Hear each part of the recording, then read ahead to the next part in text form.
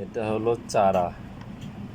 ছোটবেলায় আমরা এইভাবে চারা দিয়ে খেলতাম, তারপর এক ডিব্বা মাপতাম, কেউ খেলতো এক ডিব্বা, আবার কেউ 5 আঙ্গুল খেলতো, কেউ 4 আঙ্গুল খেলতো।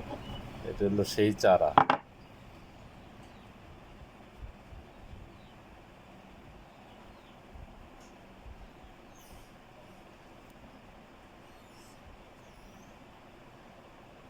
ছোটকালে এই চারা দিয়ে খেলতাম, জমা লাইতাম।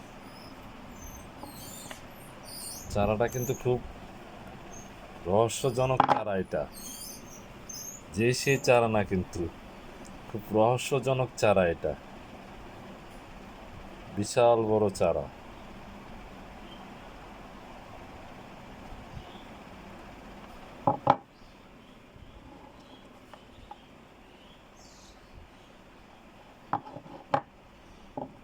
এই চারা খুব মূল্যবান চারা।